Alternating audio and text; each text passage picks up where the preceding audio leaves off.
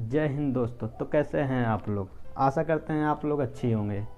तो हम आज लेकर आए हैं आपके लिए एक नए चैप्टर का, जिसका नाम है भू आकृति विज्ञान। भू आकृति विज्ञान में टोटल 8 पॉइंट है। 8 पॉइंट आपको पढ़ना है। सबसे पहला पॉइंट है पृथ्वी की आंतरिक संरचना। पृथ्वी के अंदर क्या क्या पाया जाता है, इस द्रव्यमान क्या होता है, अंदर जाने के बाद सियाल क्या है, सीमा क्या है, नेफा क्या है, ये सब जानकारी इसमें हम लोग लेंगे। चट्टाने के बारे में पढ़ेंगे। चट्टाने में अवसादी चट्टान क्या होता है, कैंतरी चट्टान क्या होता है, इसी के बारे में सब हम लोग जानेंगे। और तीसरा है भू संतुलन सिद्धांत। भू संतुलन सिद्धांत किसने दिया, इसके बाद एयरी ने दिया, क्या दिया, सब इस में चर्चा करेंगे।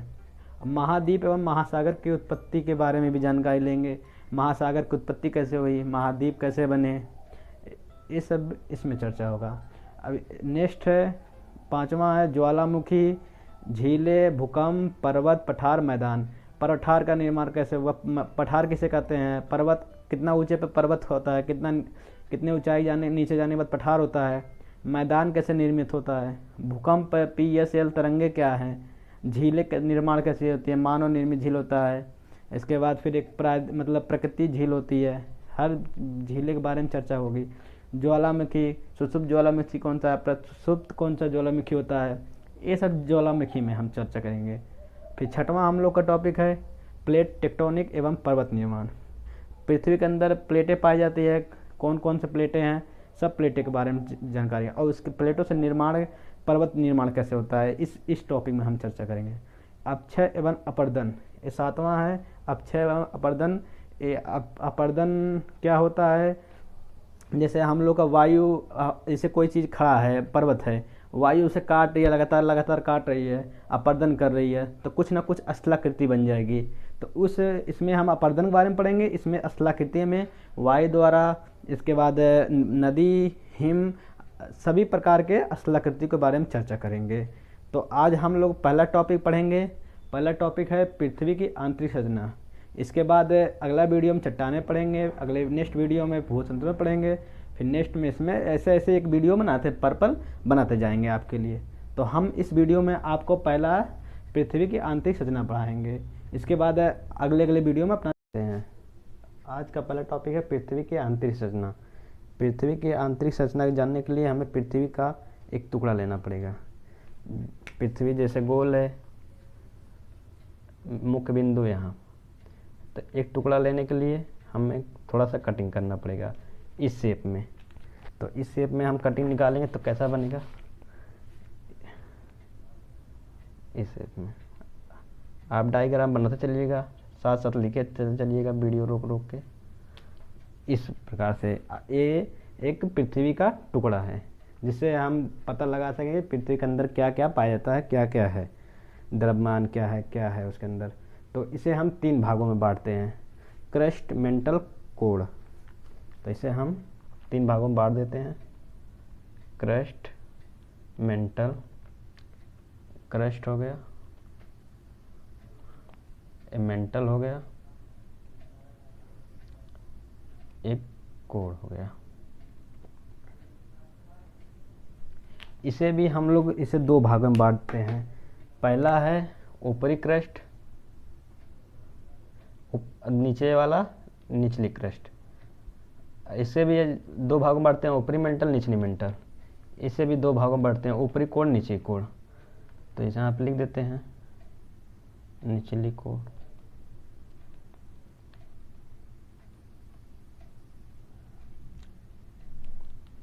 ये निचली मेंटल,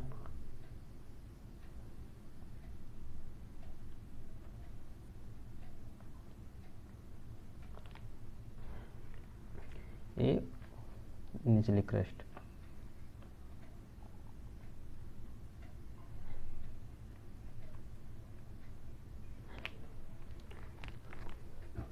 ये हो गया ऊपरी क्रस्ट, इन ऊपरी मेंटल, ये ऊपरी कोर।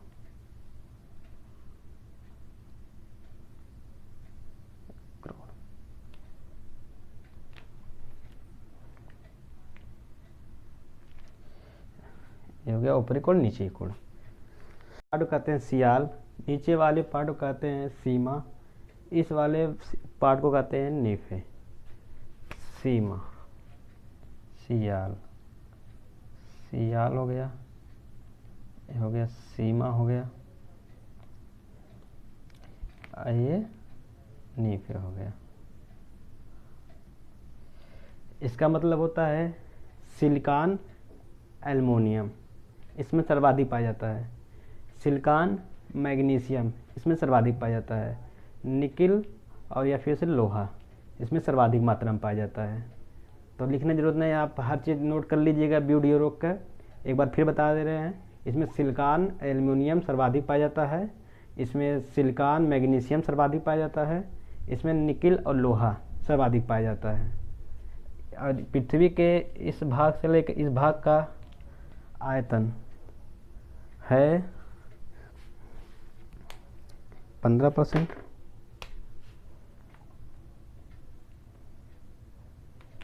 इस भाग यहाँ से लेकर यहाँ तक भाग है इसका 84%। और यहाँ से भाग लेकर 0.7%। अगर इस तीनों का पूछा जाता है द्रव्यमान, तीनों में सर्वाधिक द्रव्यमान कहाँ पाया जाता है? सर्वाधिक द्रव्यमान मेंटल, मतलब सीमा मेंटल में पाया जाता है। तो यहाँ पर लिख दे रहे हैं सर्वाधिक, यहाँ लिख देते हैं सर्वाधिक द्रव्यमान, द्रव्यमान 67% मेंटल का, मेंटल का सर्वाधिक द्रव्यमान मेंटल का पाया जाता है 67%। तो यहाँ से पूछता है, और यहाँ से कौन कौन से परतें अलग, किसको किसको अलग करती हैं, दूसरी साइड पूछता है। तो चलिए आपको वहाँ से बताते हैं क्वेश्चन कि सर्वाधिक, यहाँ से भी क्वेश्चन पूछा जाता है। इसके बाद एक है और वहाँ से क्वेश्चन ज़्यादा सर्वाधिक पूछता है। तो इसे हम मिटा रहे हैं, आप वीडियो रोक कर आप इसे लिख सकते हैं।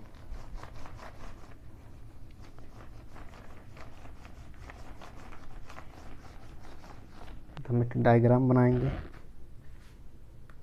पृथ्वी का, वही पुराना वाला एक, इसको भी हम 3 भागों में बांटेंगे, इसको भी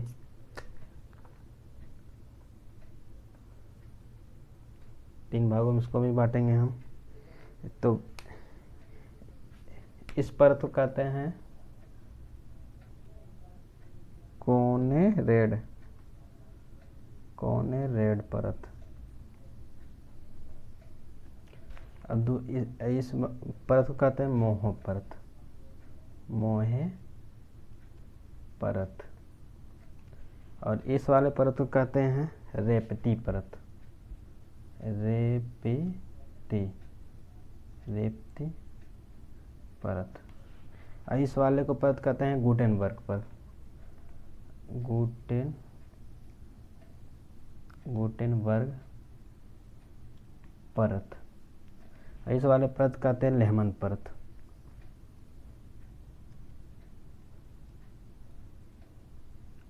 लेहमन परत। अगर आप ये 5-6 याद रख रहे हैं तो ये भी सर्वाधिक क्वेश्चन इसी में पूछा जाता है कि कौन सा कोनरेड परत, मोहे परत, रेपती परत, गुटेनबर्ग परत, लेहमन परत, परत कौन कौन सा अलग करता है। इसका शॉर्ट फॉर्म है CMRGL। इस शॉर्ट फॉर्म आप याद रख लीजिएगा, अक्सर पूछा जाता है, अक्सर यह पूछा जाता है। CMRGL शॉर्ट फॉर्म में याद रख लीजिएगा। परतें कौन कौन से परतें अलग करता है, ये ज़रूर पूछता है। तो चलिए अब बढ़ते हैं हम लोग आगे भूकंपीय तरंगे के बारे में। भूकंपीय तरंगे,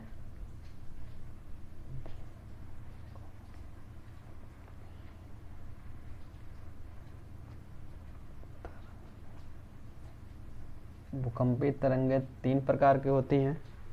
PSL, पी तरंग,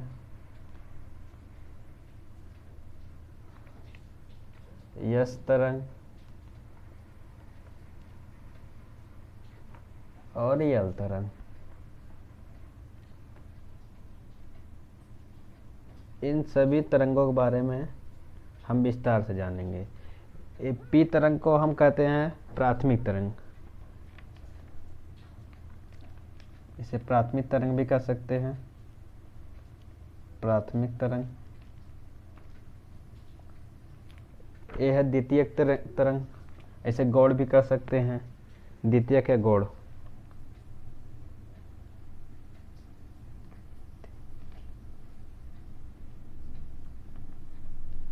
द्वितीयक या गौड़ तरंग,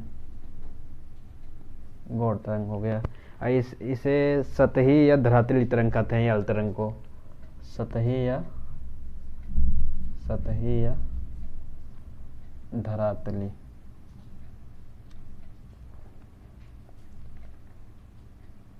सतही या धरातली तरंग कहते हैं इसे प्राथमिक, द्वितीयक, गौड़ या सतही या धरातली। इन तीनों के बारे में विशेषता हम जानेंगे कि पी तरंग क्या है, एस तरंग क्या है और यल तरंग क्या है। क्वेश्चन में जरूर पूछे जाते हैं ये।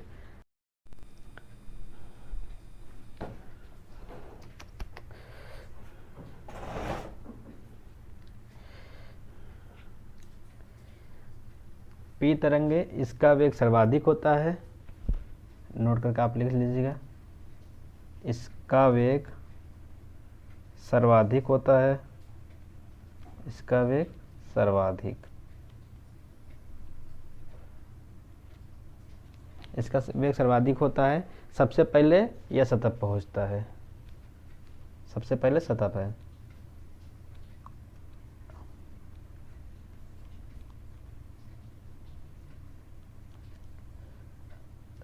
सब लिख नहीं रहे हैं, लंबा वीडियो बन जाएगा। आप वीडियो पॉज करके आप रोक लिख लीजिएगा, जितना बोल रहे हैं हम बोल दे रहे हैं, हम पूरा नहीं पॉइंट लिख दे रहे हैं आपके एग्जाम के पर्पज से। आप इसके बाद वो लिख लीजिएगा। तो यस तरंग द्वितीयक या गौड़ तरंग से बोलते हैं, इसका वेग पी से कम होता है, इसका वेग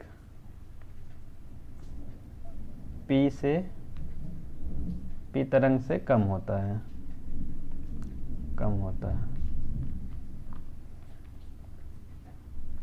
पी से कम होता है।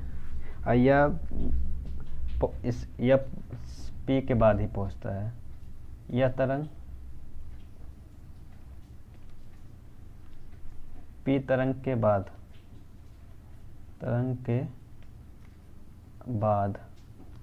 पहुंचता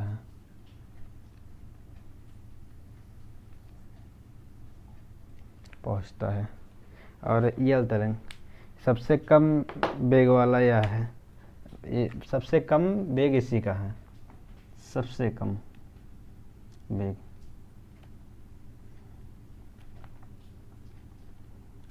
सबसे कम वेग है, सबसे बाद में यह सतह, सबसे लेट सतह पे यही यल तरंग पहुंचता है, सबसे लेट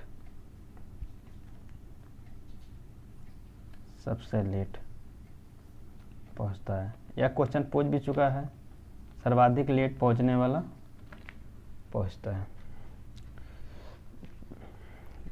और इसमें दूसरा पॉइंट करके आप नोट करके लिखिएगा, यह ठोस और द्रव और गैस तीनों अवस्था में चलती है। ठोस, द्रव, गैस, ये अक्सर पूछा जाता है क्वेश्चन ए वाला, ठोस, द्रव, गैस। अक्सर यह पूछा जाता है कि इस तीनों अवस्था में चलती है, पी तरंग में तीनों अवस्था में चलती है। आप ये जरूर पॉइंट कर आप लिख लीजिएगा, ये तीनों अवस्था में चलती है। यह केवल ठोस में चल सकती है, द्रव में विलुप्त हो जाती है। यस तरंग केवल ठोस में चल सकती है, द्रव में विलुप्त हो जाती है। तो इसको आप लिख लीजिएगा,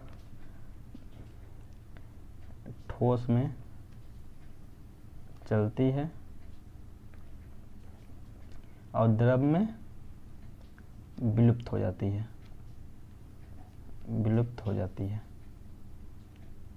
हो जाती है। आप ये सिर्फ यस तरंगे सिर्फ ठोस में ही चलती है, द्रव में ये विलुप्त हो जाती है तरंगे। यल तरंग में भी तीनों चलती है, तीनों तरंगे तीनों ठोस, द्रव, गैस।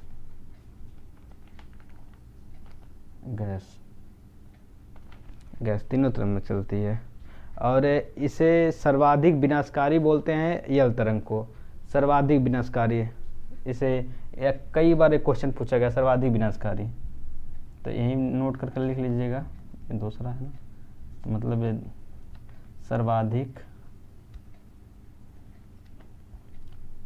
विनाशकारी।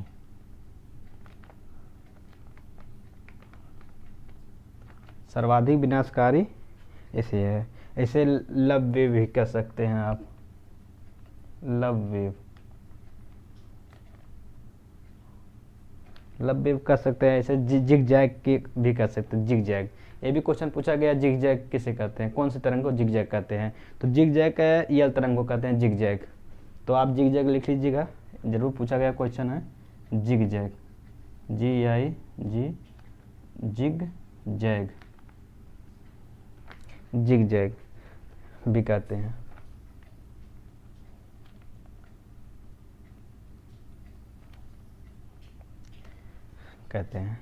इतना आप नोट कर लीजिएगा।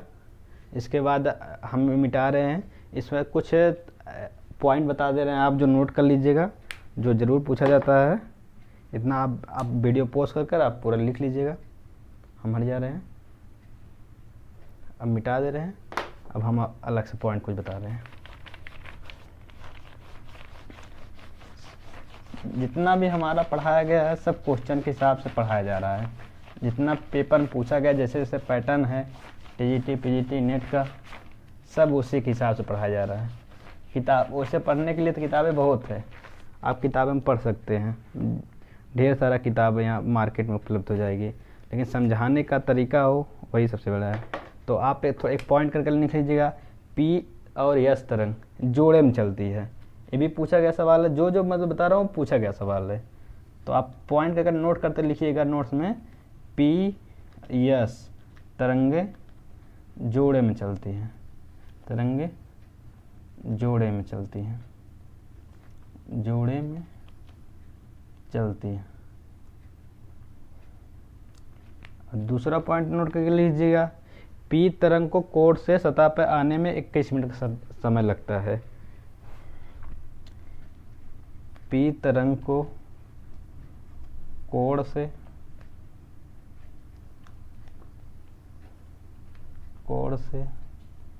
सतह पर आने में 21 मिनट का समय लगता है। आपको पृथ्वी के आंतरिक संरचना के बारे में बता ही चुके हैं। कोण से सतह पे आने का समय 21 मिनट का है, ये भी नोट कर लीजिएगा। 21 मिनट पूछा गया सवाल है, 21 मिनट। अब नेक्स्ट है, जहाँ से भूकंप शुरू होता है, जहाँ से भूकंप शुरू होता है, मान लीजिए भूकंप पृथ्वी के धरातल से, एक धरातल है और मतलब यहाँ से भूकंप शुरू हुआ, तो इसे भूकंप मूल कहेंगे, इसे भूकंप मूल कहेंगे, भूकंप मूल, इसे भूकंप मूल कहेंगे। और यहाँ पर जब पहुँचेगी सतह पे, सतह है, सतह पहुँचेगी तो इसे अधिकेंद्र कहेंगे, जब सतह पहुँच जाएगी। ये भी क्वेश्चन पूछा गया है, अधिकेंद्र पूछा गया है। भूकंप मूल, जहाँ से भूकंप की उत्पत्ति होती है उसे क्या कहते हैं, भूकंप मूल कहते हैं। और जब सबसे पहले जो सतह पहुँच जाती है अधिकेंद्र कहते हैं। मतलब भूकंप का है, भूकंप की तीव्रता को 3 स्केल पर मापा जाता है। भूकंप की तीव्रता, भूकंप की तीव्रता मापने के लिए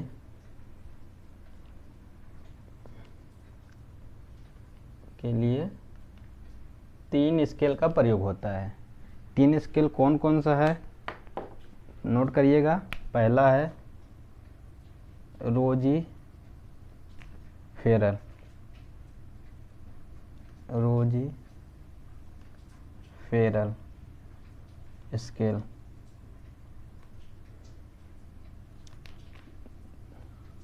दूसरा है मर्केली स्केल, मर्केली स्केल। तीसरा है रिक्टर स्केल, तीसरा है रिक्टर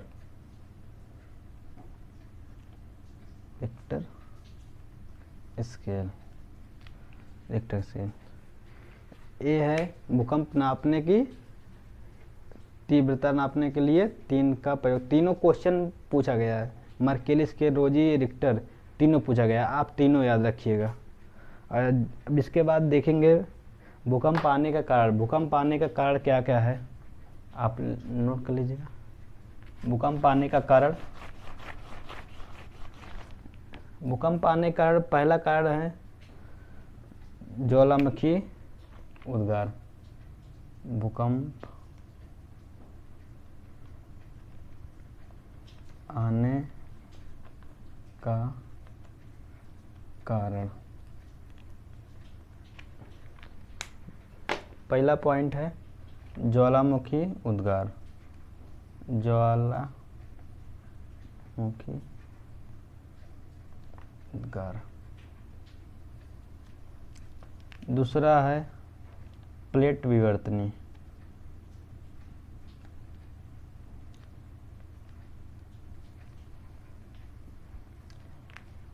तीसरा है भूस्खलन,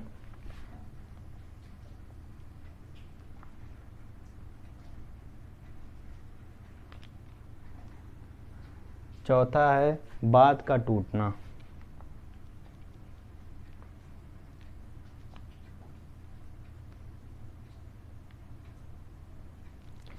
ऐसे अनेक प्रकारों से भूकंप आने के कारण बन सकते हैं। भूकंप आने का सबसे, गैसों का फैलाव भी एक भूकंप आने का कारण बनता है। और सर्वाधिक भूकंप क्षेत्र वाला जो है, सर्वाधिक भूकंप परिप्रशांत पेटी में सर्वाधिक आता है।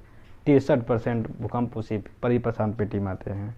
और इस परिप्रशांत पेटी को रिंग ऑफ फायर भी कहते हैं। एक क्वेश्चन ये भी पूछता है, बहुत पूछता है, ring of fire, ring of fire,